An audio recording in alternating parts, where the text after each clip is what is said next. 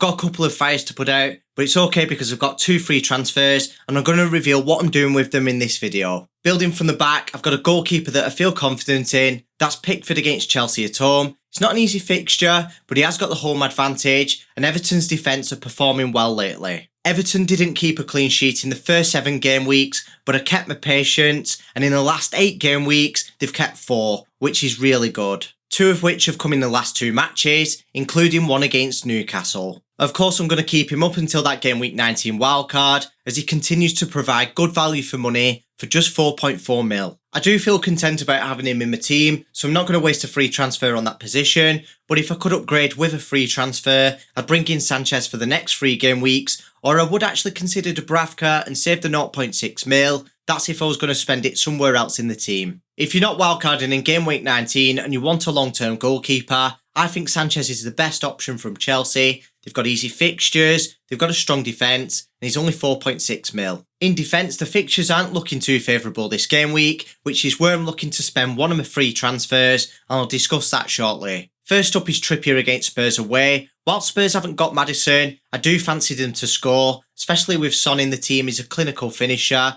but to be fair with Trippier, he has got an attacking threat, so he could get an attacking return against that weakened Spurs defence. It's not looking likely though. Next up is Gabriel against Villa away. I don't really fancy Arsenal to keep a clean sheet there either, but they do have a good defence, and that's despite them conceding 4 goals in the last 2 matches against Luton and Wolves. Their expected goals conceded figure across both of those matches was only 1.21, and they've still got the best in the league. So it's important not to fall for the outcome bias of the goals conceded, but at the same time they have got difficult fixtures against Villa away, Brighton at home, and then Liverpool away. So I do think I'm going to make a defensive transfer. It might not be Gabriel though. My last starting defender is Tsimikas against Palace away. Now it's not the fixture that bothers me, because the opponents aren't that good from an attacking perspective, but it's the expected minutes that are concerning. Unfortunately, he didn't feature in the last match. Hopefully that was just to rest his legs because the games are coming thick and fast, and hopefully he's going to play in this next match. I'm not expecting much off the bench this game week. I've got Sula against Brentford at home. He's ahead against Cash against Arsenal at home and Baldock against Brentford at home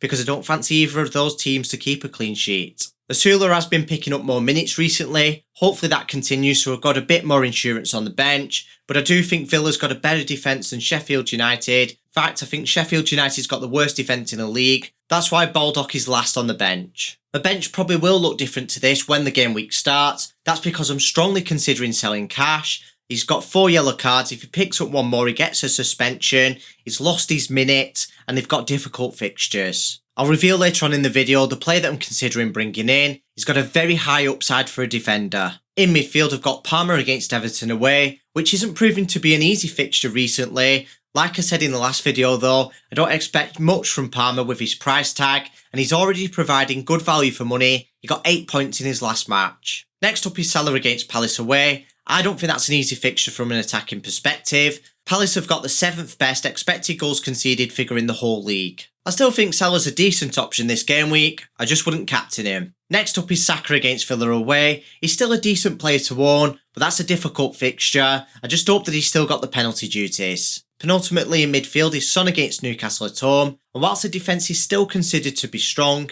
they conceded 3 goals in the last match against Everton, and they have got a few defensive injuries. It is worth mentioning that those 3 goals at Goodison were reinforced by the underlying stats. They had 3.23 expected goals conceded. We all know that Son can exploit that, and whilst this video is being recorded, this is before the press conferences. Postecoglou hasn't yet had his, and Son looked like he picked up a knock in the last match, so we'll see about that one. If he's sidelined for just 1 match, I'll probably just stick him on the bench, then play him against Forest away and Everton at home. If he's out for a few games, I'm going to have to bring in another midfielder, and I will discuss that later on in the video, because I'm already making a midfielder transfer, so I'd have to bring in the second best option in midfield that I don't already own, and that brings me on to my next player. It's unfortunate that Mbeumo's out for a few weeks, which means he doesn't get to face Sheffield United away this game week. That would be a favourable fixture.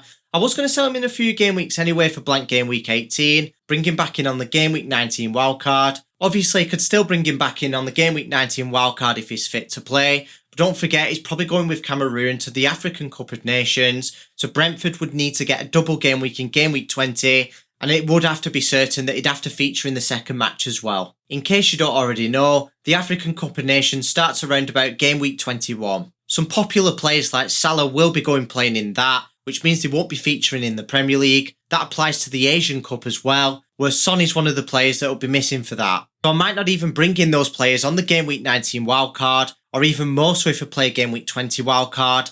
And last game week is probably the last time I'll see Mbeumo for a very long time. Obviously I'm going to sell him this game week, it's just which midfielder will I bring in for him, and I will discuss that shortly. Up front is Haaland against Luton away. He's hands down my captain this game week. I don't think anyone comes close to him. Completing the team is Wood against Wolves away. Now he didn't play in the last match because he was injured. Hopefully plays in this match and hopefully gets plenty of minutes. They have still got a few decent fixtures left, but the time's running out like it did with Pedro. I've not had much luck in that position, but that was the position that I had to sacrifice to have Haaland and Salah in my team. As for the 2 free transfers, I'm going to downgrade Mbeumo to Gordon and upgrade Cash up to James. I actually think Palmer's a better replacement for Mbeumo than Gordon is. He's cheaper, he's got easier fixtures, and he's on penalty duties. I actually think he'll score more points, and I think he'll definitely get more points per million, but I've already got Palmer, so I think Gordon's the second best option. Although I do prefer Chelsea's fixtures to Newcastle's, and I have got the additional 0.2 mil, Sterling doesn't come into the picture for me because he's on 4 yellow cards, and I don't think it's worth the risk. Despite me preferring Palmer and Chelsea's fixtures, Newcastle still have favourable fixtures, and Gordon's still a good option. His underlying stats prove that. I think it's worth stretching all the way up to Bowen at 7.6 mil if you can afford it.